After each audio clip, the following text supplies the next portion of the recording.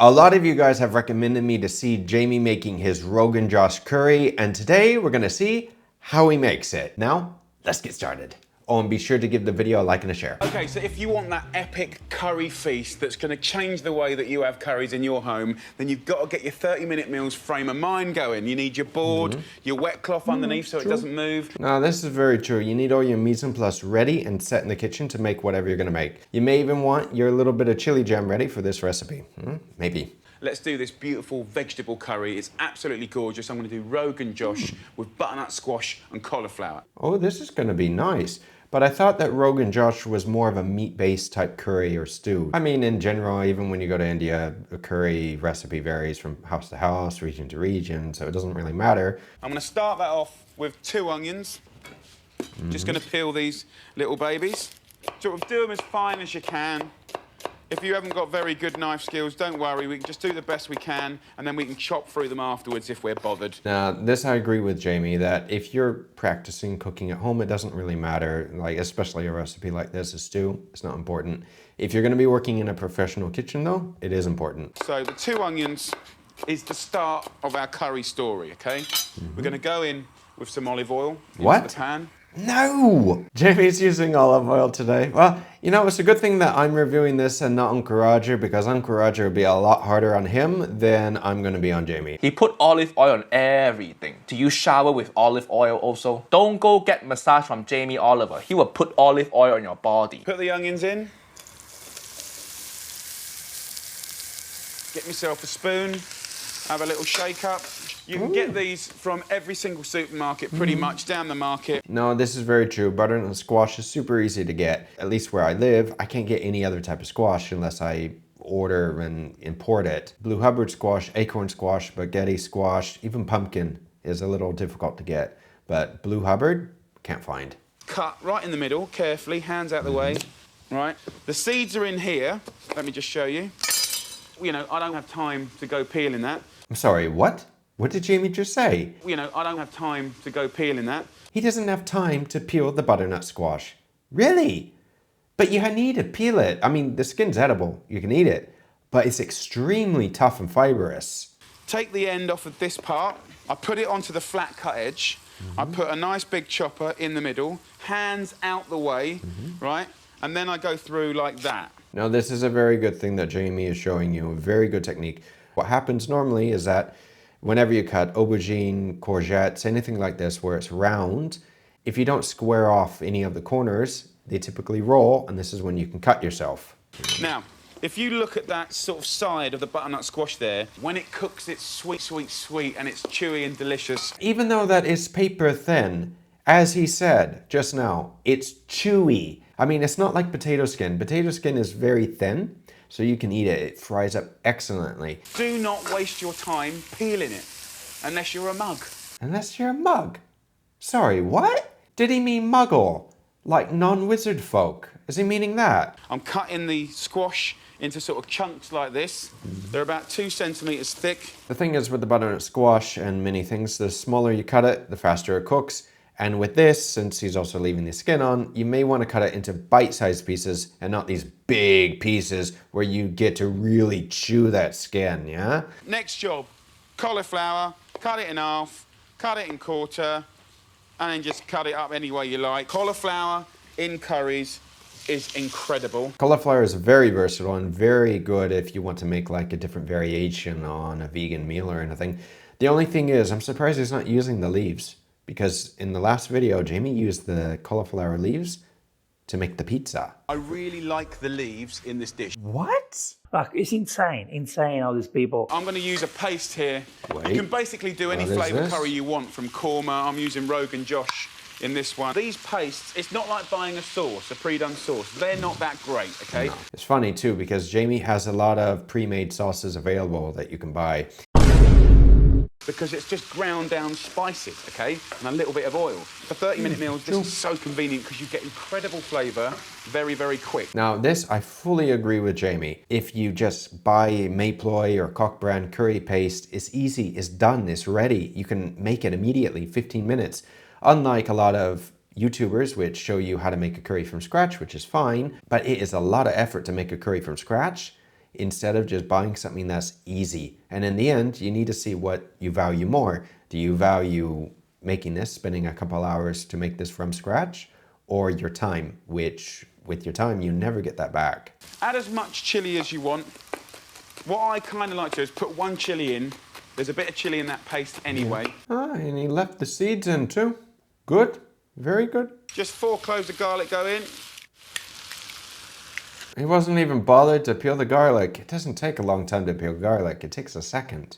Just get yourself some regular sort of tinned chickpeas. Pour the juice and the chickpeas in here. Well, it depends on where you buy the chickpeas from, because the ones that I get from my store that are already pre-cooked, the sauce that they come in is a gel. I mean, it's super gelatinous, and you don't want that in your sauce. It ruins it. You could either do this, or you could actually soak them the night before and cook them for a few hours, because chickpeas take forever to cook. Pour that in. Okay. All right, good. You just want to put So enough good so water far. to kind of come halfway up here. I'm going to put some coriander in now. He's going to be putting the coriander in now. But you don't want to put the coriander in now. It's going to wilt. It's going to turn brown. You put that in at the end. Oi, oi, oi. Honestly. When you get your coriander from market or supermarket, give it a little wash, and then I just wrap it in kitchen paper, and it sort of keeps it fresher for a few more days. It's a good little tip. No, this is a very good little tip, and I do it too in the house, and I've explained it before. I like to run them under the water with the paper towel so they stay damp, and then I put them in another little container so it doesn't leak everywhere. And they last for several days, up to about a week. What I'm going to do is these stalks, there's nothing wrong with these stalks, so to go in the curry, just try and finely slice these stalks, and then the pretty little leaves we can kind of put in there later. Okay, oof, what a relief. He's not going to be putting in the leaves right now, just the stalks. These you can put in early because they do take a lot longer to cook. You know, I mean, you can eat them raw as well, it doesn't really matter, but it's not the same as the coriander leaves. So about a handful of those go in. Right, next job, I'm going to do the rice. Jamie's actually going to be making the rice this time. Get yourself an everyday mug. I'm going to use basmati rice. Okay. I'm going to fill up a random mug, right, with rice, right to the top. Now, a kind of fairly average sized mug that you'd have a nice cuppa or a cocoa in. So what type of mug are we talking about here? Because I have a few mugs downstairs that are actually quite small, and they're not good at all. I have a few others that are a decent size, but they're tapered, crap mugs. And then I also have my own mug, which is this big one here, which you can buy on my channel as well. Yeah, they're very cheap. And this is a 15 ouncer. This is a big mug. Also, don't forget to hit the subscribe button to help me out. Then what I do is I fill up that same mug with water and do that twice. So 2 water to 1 rice. Put the pan on full whack.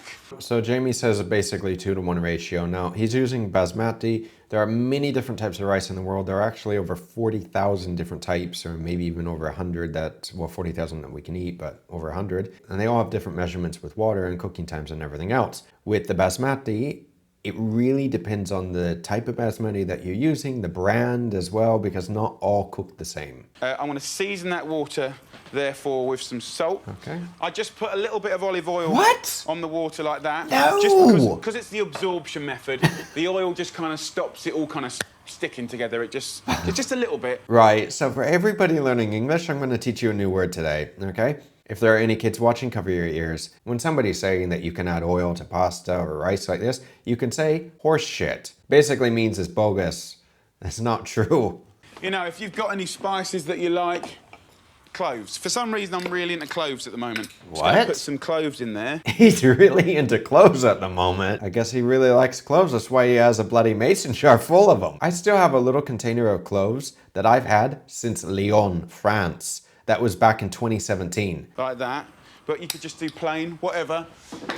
No, this is true. I mean, if you were to watch an Indian chef, they put basically all the spices in there. Cardamom, cloves, mace, peppercorns, whatever you can think of. Ginger, lemongrass, because all these spices flavor the rice. I'll keep an eye on it, and it should basically just cook and swell and be perfect. Well, one thing is it should be perfect. The other thing is how it may actually be. You know, it's like everything in life.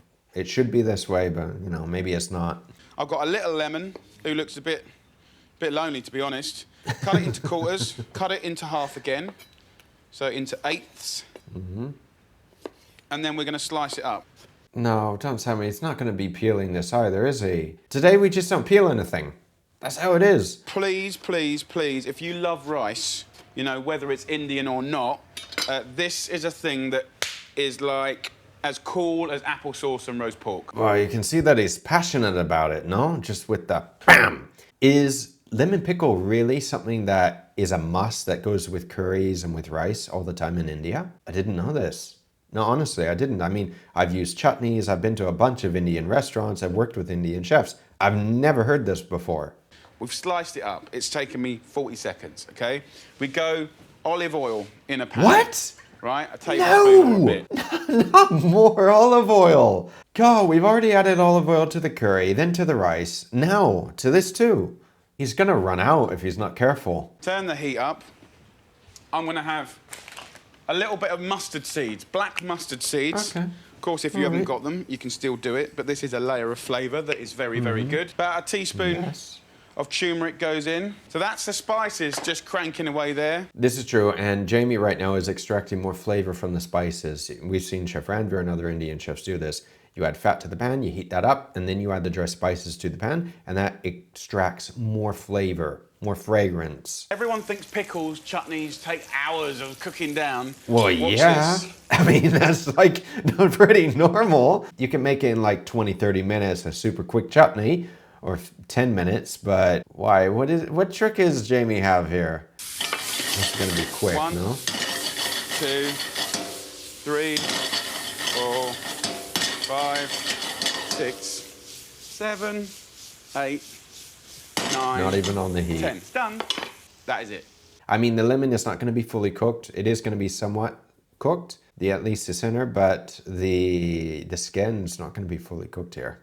You need to cook it a lot longer than that. And like you've taken that raw edge off of the lemon, but you've got the spice and the turmeric around there. And when you put a tiny bit of that with some rice, it is so damn good. Please, if anybody eats this, let me know.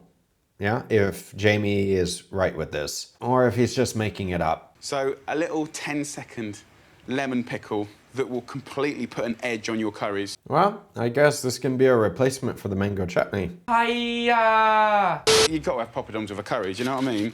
I've got some yogurt here, which we'll use as a fire extinguisher, but at the same time, I could just leave it like that. But, you know, go back to your coriander. You go back to that little bit of chilli that I've only used a fraction of, and just a tiny little slice of chilli. Just a little bit of garnish, just nice. You know, I think there is something to be said What? for caring. No! Do you know what I mean? No, not more olive oil. Somebody please take the bloody bottle away from him. He's been adding it to everything. He's had to have gone through at least half that bottle by now. Correct any seasoning issues that you might have. You don't need to taste with a spatula or a spoon that you're cooking with, because if you have guests coming over, you don't want to be giving everybody your saliva. You need to use a teaspoon, but it is very important to taste the food. This, yes.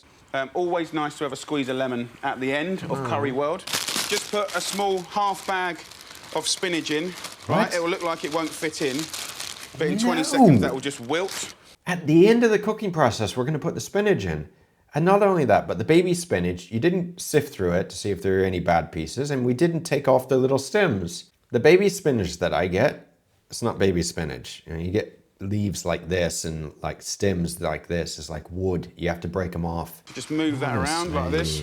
A non-stick pan too with a spoon. Just going to add a little bit more water. What? No! You don't need to add more water to this. He's watering everything down. Like, he should have done this before. He tasted everything before he added all these ingredients. So he did the tasting before he added the salt and before he added the spinach and the water. After all this, he should taste it again. And it's up to you now to adjust the consistency. Some people like thick, pungent curries. Some people like a little bit of sauce. Yeah, the sauce is nice because then you can eat it with the rice or the naan. Put a nice 2 or 3 tablespoons of yogurt. If you want to finish it with just a little bit of the old coriander. Don't pick the coriander. There ain't nothing wrong with that. Is that it? Jamie did good. He did really good, huh? Surprised. And there you go, guys. A beautiful, beautiful curry. He used half a bottle of olive oil, but still, not bad.